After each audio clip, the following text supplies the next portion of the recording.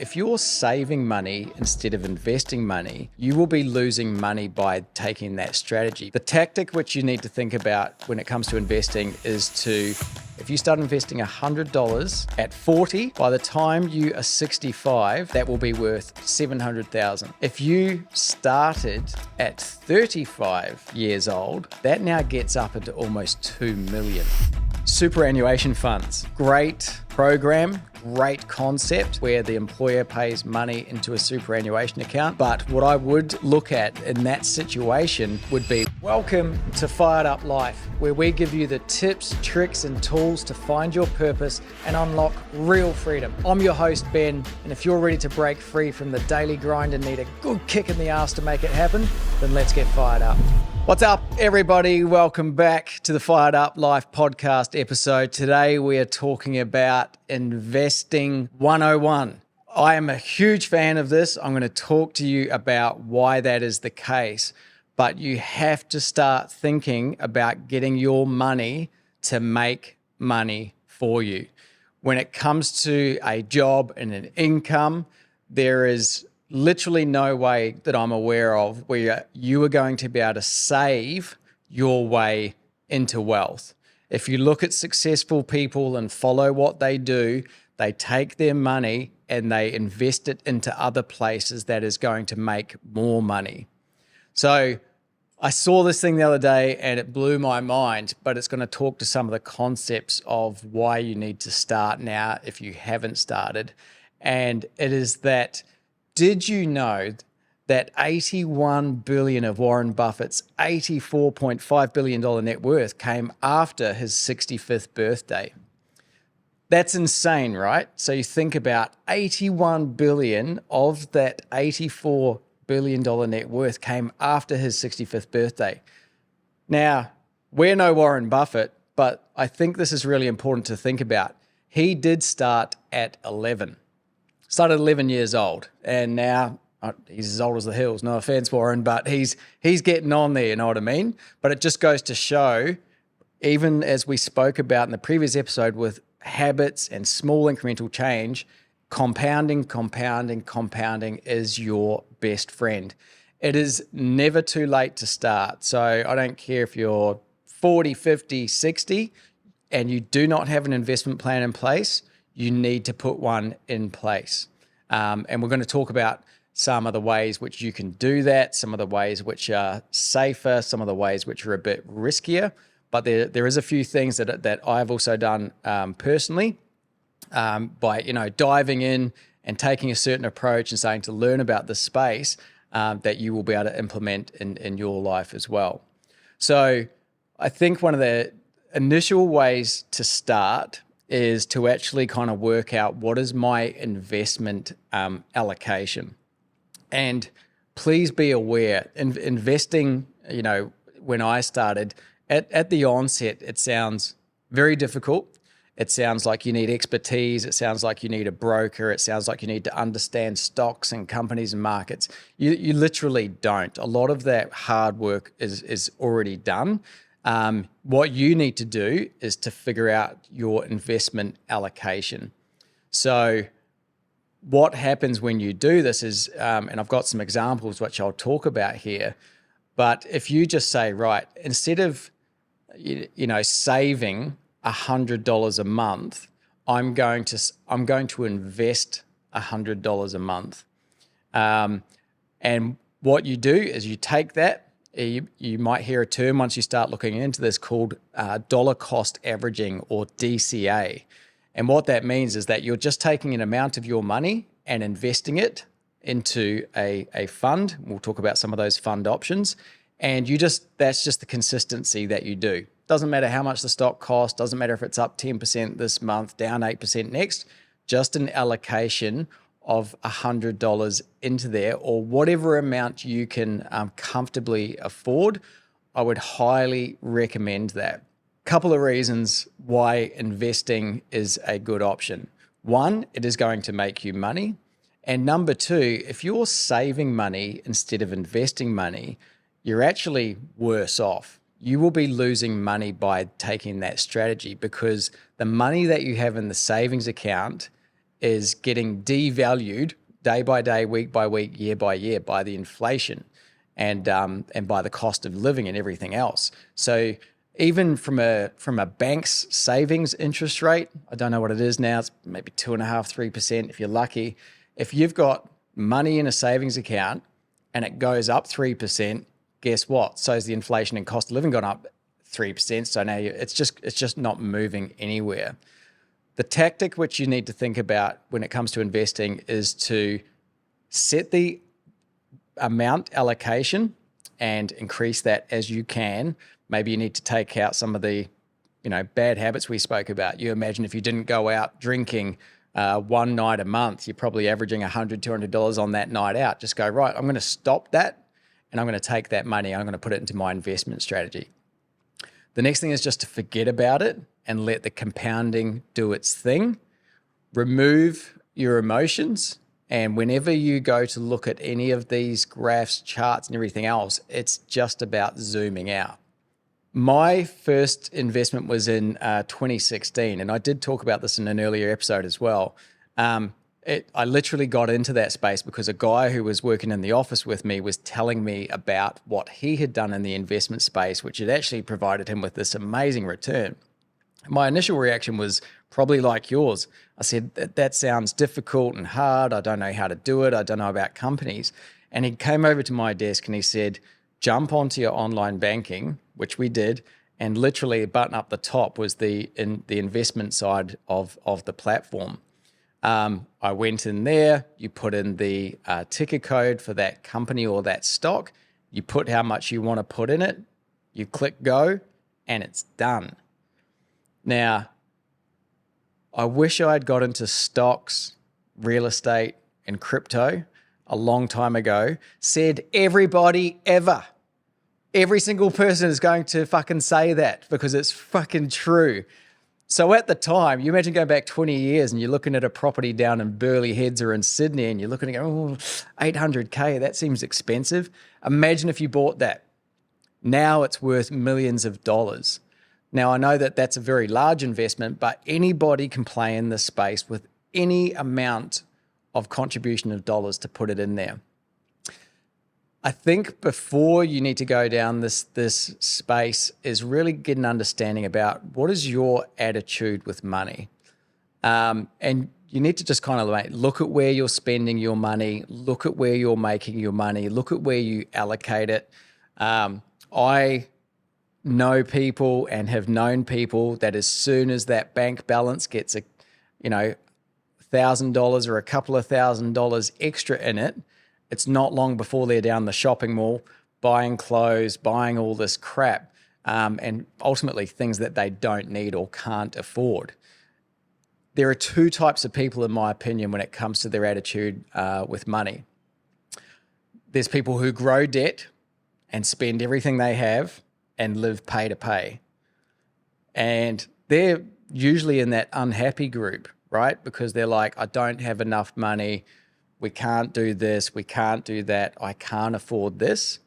And the reason for is because of their attitude with money and their spending habits. One of the other book recommendations I've got is The Psychology of Money. Actually understanding what it is and who you are and how you use it is extremely important. There's the other side of people who take their allocation of money into their investments. They set and forget, and they go and rely on compounding growth. Now, you can invest in stocks, you can invest in real estate, you can invest in cryptocurrency. They are all varying things, but they also kind of produce the same result, right?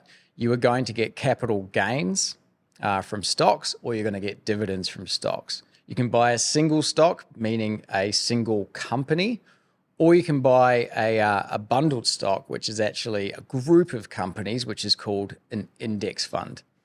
When it comes to property, you get capital gains, you can get a rental income, and all of these actually are worthwhile because of that compounding result that happens over time. What's compounding result? Just go back 5 years, 10 years. How much were you paying for rent? How much are you paying for rent today? The rent is going up. If you go back 10 years, how much was the property? How much is it now? That is capital gains. It's gone up. When it comes to the investment strategy, I would think about, what's safe and secure or has less risk. Then I also like to have a little allocation in high risk. I started investing in Bitcoin in 2015. Just to go back to the same theory, even back in 2015 at kind of, $3,000 per coin, I thought, oh, this is expensive. Where's this going to go? If only I could go back to that time now and really load up on it like some people did. The asset just keeps on growing. And I know that that's a volatile space and it does take education in the space. I would not be risking everything in that classification of stock options for you. But Bitcoin is the best performing asset over the last 10 years. It's the most exciting space, and everything else, I think most people now know about that as potentially a good option. A lot of the institutional money is coming into that space. Why is that? Because people are wanting the returns. People want returns. If I'm going to put my money somewhere, I want to get a return on that money. Bitcoin was $10 in early 2012.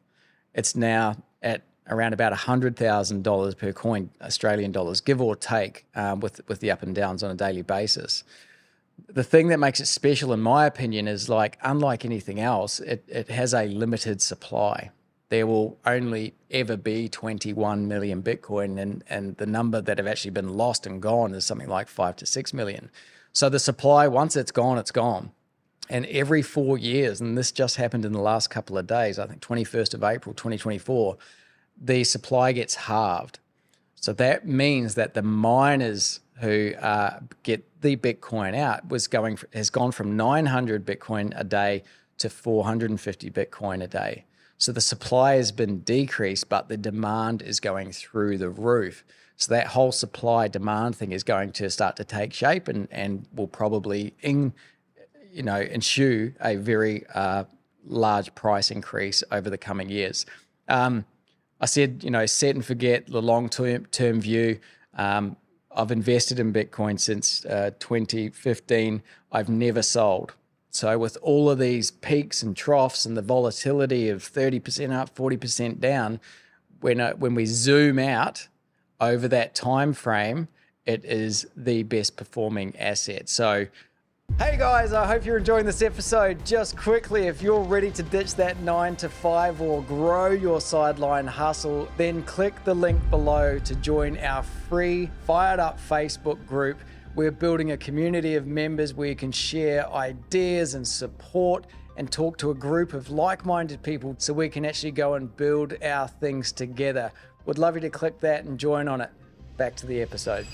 I guess why I'm saying that is, when it comes to these things, you've got to try and remove that emotion and just keep applying an allocation, set, forget, and wait for the long term. Banks are really annoying me.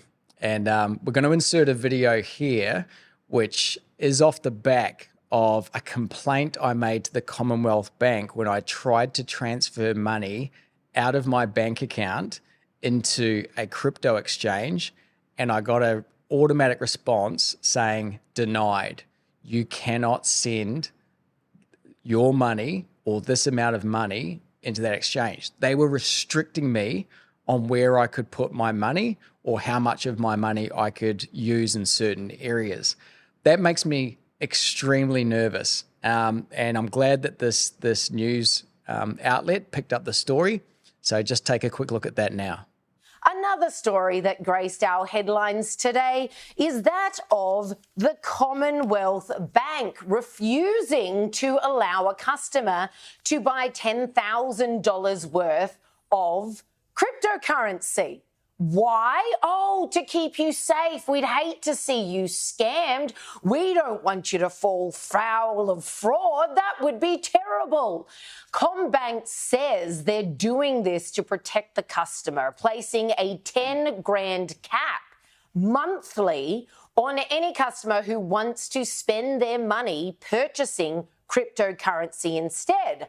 Of course, you don't have to be very intelligent to figure out that actually this is very much protecting CommBank as well. But get this, it's not just CommBank. ANZ have done this, Westpac have done this, NAB have done this.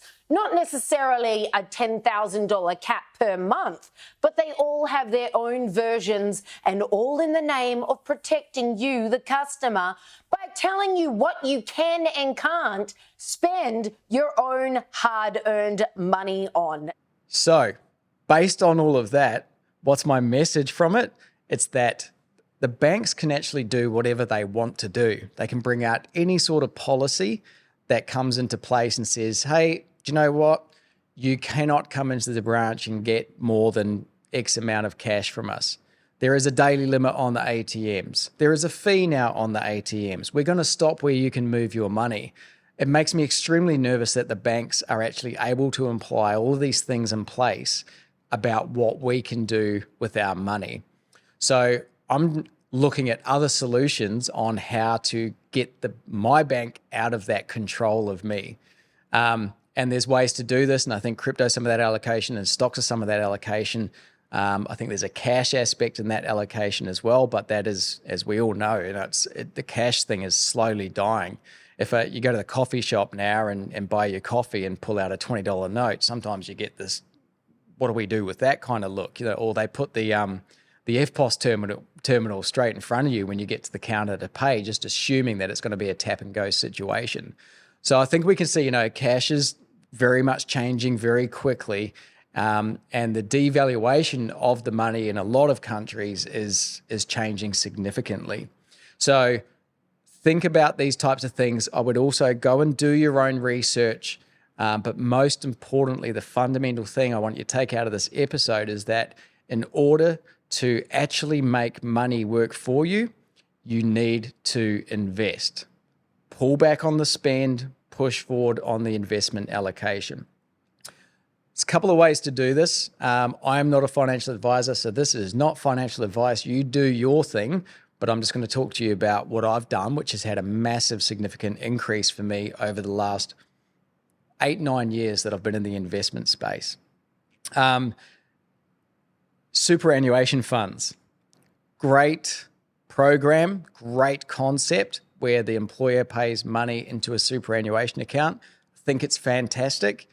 But what I would look at if in that situation would be, what about self-managed superannuation? I took my superannuation self-managed in early 2021. And I have been able to increase that 200% since that time. And back when I just left it in the fund, on a good year, averaging 7 to 9% return year on year. The self-managed super fund basically means that you take all of that money in your superannuation pool, it's now yours to manage, which means you can invest it where you want. And yes, cryptocurrency is one of those areas where you can allocate some of your super fund, if not all of it. It's up to you. You make your choices, make your own research, but I believed that I could get a better return out of managing my super myself than letting the fund do it. All the fees, all the problems, everything else that came with that. Why you should do it now is because I don't want you to be thinking it's too late. A lot of the people that I've spoken to over the years, and I've been saying, hey, this is producing great returns. This is doing awesome for me. I've been able to, invest in these types of things or purchase or do these types of things because of my investments. A lot of their response is like, I don't know what to do and I don't know how to do it. So my recommendation on that side, and obviously do your own research, but would be to invest in what they call index funds. And if you look at things like the S&P 500 and the ASX 200 and those, and you go back 50, 60, 70, 80, even up to 100 years, the average return of that is generally between 8 and 10%. So the difference between an individual stock and an index fund is this. An individual stock is like going, I want to invest in Amazon. And then you buy the Amazon stock and you hope that Amazon performs and goes up and down. And over time, I think if you looked back, you'd realize that it did.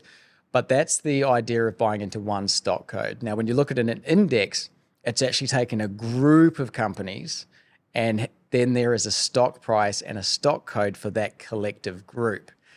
The reason I like this, and the reason why a lot of people like this, is because it does remove a lot of the risk. If you've got the ASX top 200 companies and one of those companies goes busts or fails or fades, then they come out of the top 200 and then another company comes into it. So you're investing in the collective performance on that. How big can the numbers get? So let's talk about it like this. First of all, ask yourself this question, and let's get some comments in the below, because I'd love to hear what everyone's thoughts are on this. Is your superannuation going to be enough when you retire? Think about it. Do you even know what that number might be by the time you get to 65, 67 years old? Cool. If you know what that number is, divide it by 20. Because if you live for the 15, 20 years, which that is the plan, that's what we're all saving for, then that's what you're going to be living on per year for the remaining 15, 20 years of your life. But here's some interesting figures. We'll work it on averages. But at 40 years old, if you start investing $100 a week into the top 5 index funds in Australia, so that's $20 in each one, $20 into that one, $20 into that, $20 into each of the top 5. If you start investing $100 in there at 40, by the time you are 65, that will be worth $700,000. That's based on an average annual return of 8%. Now, if you started at 35 years old, $100 a week, that now gets up into almost $2 million. And this is what I was talking about earlier. This is the compounding interest, because as you get your first annual interest return, let's work on round numbers here. You put $10,000 in, after 1 year at 10%, you've got $11,000 there. It's your $10,000 is your original investment. The $1,000 is the return and the interest. So now your interest starts to make interest. And that's what the compounding impact is. So as you put it in there and leave it there over time, that compounding impact really starts to shine through. Remember at the start of the episode, I said Warren Buffett, 81 billion of the 84 billion that guy's worth came after his 65th birthday. And you'll see that actually by focusing on that aspect, allocate the funds, put it in there, and just dollar cost average and forget about it. It feels like nothing at 30. It feels like nothing at 40. But when you go back and have a look at this at 55 and 60 years old, you are going to see that compounding impact take place. Think about your retirement. Think about the future generations. I've got a 9-year-old son.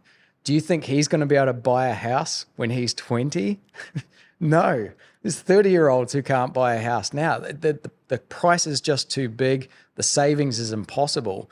So naturally of like accumulating family wealth and helping for the next generation, this is something that you must do.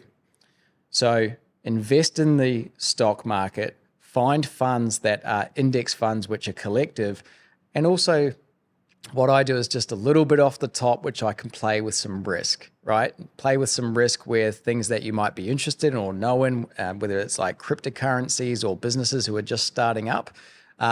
They have much higher returns, but they come at a much higher risk. But I'm happy to play with a little bit of that and just treat it like, you know, if I was to lose that, it's not the end of the world.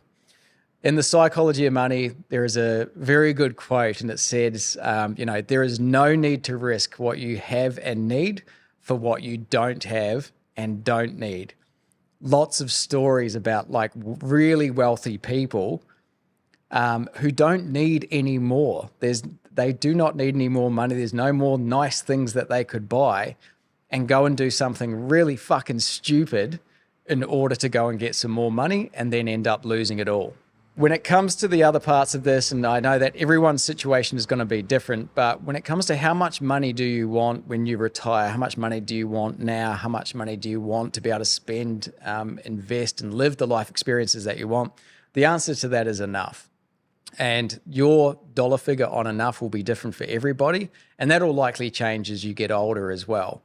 But enough that will keep shifting the more that you grow. And it also gives you significant options of giving back and generosity. One of the things I really want to do is help people in need through education and training to actually kind of look after themselves. So, when possibly we get to the point of being able to give back, taking some of that money and that knowledge and that skill and actually giving back to people so that they can benefit themselves is massively high on the list. Thanks, guys. I would actually go and check out the book, The Psychology of Money, and 2 questions. Ask yourself this: how much money will I have when I retire? Divide that figure by 20, because let's assume you end up living for 20 years after you retire. Is that going to be enough? My personal opinion of this was no. That's just my opinion, but that's why I went, right, I need to take some control of this myself. I need to be accountable for what this outcome is by myself. And I went into the self-managed super fund route, and I also invest as much as I can into the markets, which will give that confidence in return over the long term. Just set and forget it. But I would also ask yourself this question: can you save yourself into wealth? Go and have a look at any of the articles about the wealthiest people in Australia, in the world, and ask the question, how many of these people actually have a job? They don't. They run businesses. They invest in businesses. They buy real estate. They buy valuable, scarce items, and they invest in things that make money over the long term. They absolutely zoom out. Stop thinking short term and how can I make, a 10x or 100x on my money in the next month. If you think like that, that's going to be risky. I'm okay personally to allocate a small proportion into that group, but I want a bit more peace of mind and a bit more of a calculated risk. So I'm putting it into things that have performed over the history and will continue to do so based on the structure of those funds that will provide good returns as well. All right, so what's the action step? What are you going to commit to? What are you going to take from this episode? We're not talking about large sums of money here, but I think once you take that first step and get just your foot in the water, then you will become more comfortable with it. So go and do some research. What you could do, go to Google, type in the top 5 index funds in Australia or whatever country that you're listening to this in, and you will see those and you will see the stock code. Now go to your online banking platform. Most of those, if not all, have the ability for you to open up a trading account. Then go in there and dip your toe in the water, right? Just put $50 in it and say, look, $50, whatever, I'll put it in. I'm going to put it in this index fund. I'm going to put it in this cryptocurrency, this Bitcoin, this Ethereum, this Solana, whatever it is. Go and do some research, but open the account, allocate the money, and put it in there, because the first step is always the hardest. And then it just becomes easier. And then you will see what this can do for you, which will give you confidence to put more in. Make the commitment to yourself to do this. No one is going to come and save you. No one's going to give you the money. No one's going to help you with the money. No one's going to make it for you. I'm pretty sure that if you do have a job and the boss came and said to you, if you do this work, if you can show me year in, year out that you are committed to this, that you are going to put in the effort, that you want the promotion, we will give you a 4% pay rise when we do your performance review. And then we're going to tax the shit out of you at the end of it. 4%? I'm telling you, don't worry about that. Yes, do good work, but where are the returns?